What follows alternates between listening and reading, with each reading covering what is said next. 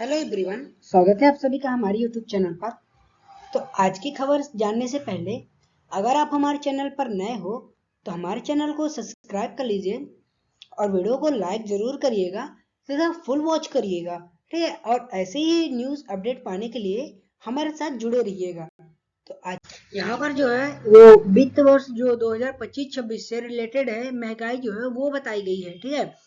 जो महीना है और महंगाई की दर कितनी हुई है, ठीक है। अप्रैल जो है यहाँ पे हुई है 3.16% की, ठीक है। मई में 2.82% की, जून में 2.10%। यही सब महंगाई बढ़ती गई है, ठीक है। अब यहाँ पे इसकी जो है उसको जो थोक महंगाई है वो क्या होती है, इस पे जो WPI है वह दर है जिस पर थोक व्यापारी जो होलसेलर है सामान को एक बड़ी मात्रा में बेचते हैं। जब कंपनियां और बड़े व्यापारियों के लिए सामान महंगा होता है तो आगे चलकर इसका असर आम जनता की जेब पर भी पड़ता है।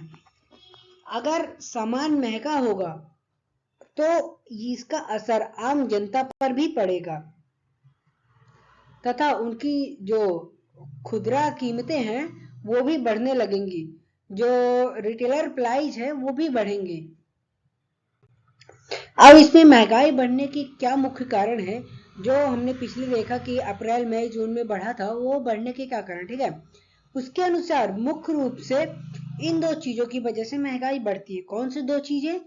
पहला जो है वो रोजाना जरूरत का सामान, डेली यूजेस सामान, ठीक है, प्राइमरी आर्टिकल्स, ठीक है। इसमें दालें, सब्जियां और फल, दूध जैसे खाद्य पदार्थ शामिल है। इनकी कीमतों में उछाल आया है।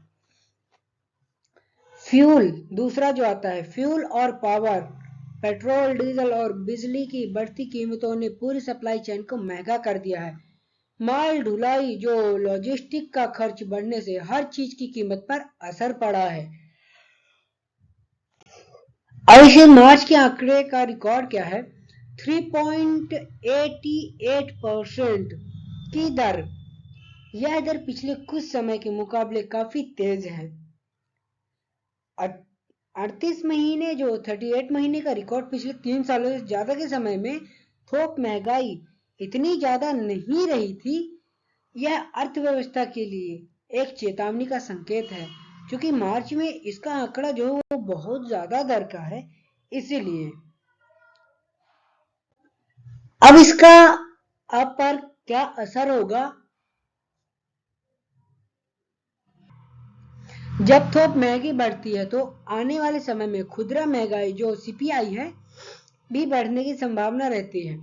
इसका मतलब है कि रसोई का बजट बिगड़ सकता है।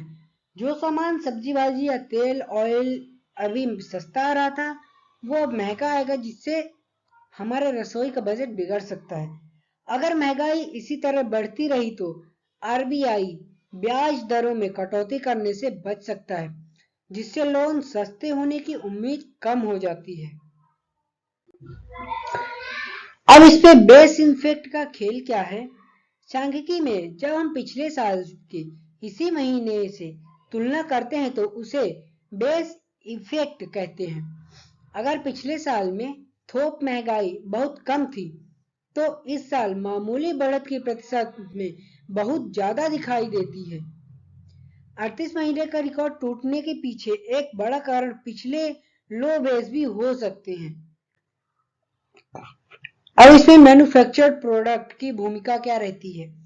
इसमें WPI में सबसे ज्यादा वेटेज 64.23% मैन्युफैक्चरिंग सामान जैसे लोहा, सीमेंट, कपड़ा, रसायन का होता है। अगर वैश्विक बाजार में कच्चे माल की कीमतें बढ़ती है तो भारत में इन चीजों के दाम बढ़ जाते हैं। मार्च के आंकड़ों में यह संकेत मिलता है कि अब इन सामानों की इनपुट लागत बढ़ रही है। वैश्विक भू राजनीतिक तनाव, इसमें जियोपॉलिटिक्स क्या है?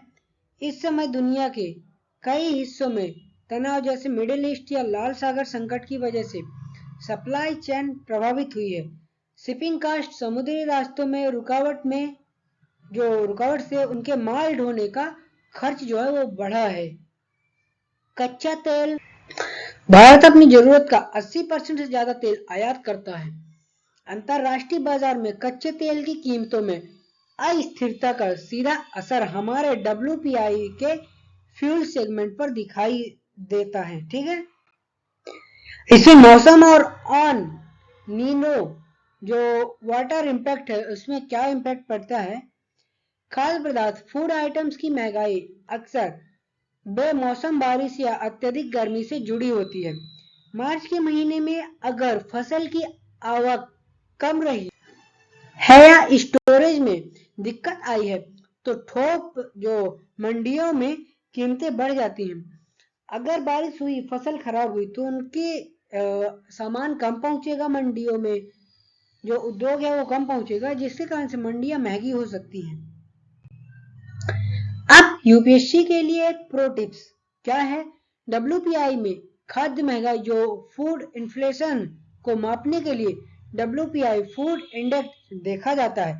इसमें प्राइमरी आर्टिकल्स के खाद्य उत्पादक और मैन्युफैक्चर्ड प्रोडक्ट के खाद्य उत्पादक जैसे तेल, चीनी दोनों को मिलाया जाता है। आई होप वीडियो आप सभी लोगों को अच्छी लगी होगी। वीडियो अच्छी लगी होगी और इन्फॉर्मेशन भी अच्छी लगी होगी तो हमारे चैनल को जरूर सब्सक्राइब करिएगा। इतनी मेहनत तो करते हैं बट आप लोग सब्सक्राइब नहीं करते हो, तो प्लीज हमारे चैनल को सब्सक्राइब करिए और ऐसे ही वीडियो देखने के लिए हमारे साथ जुड़े रहिए। मिलते हैं नेक्स्ट वीडियो में, तब तक के लिए जय हिंद, वंदे मातरम।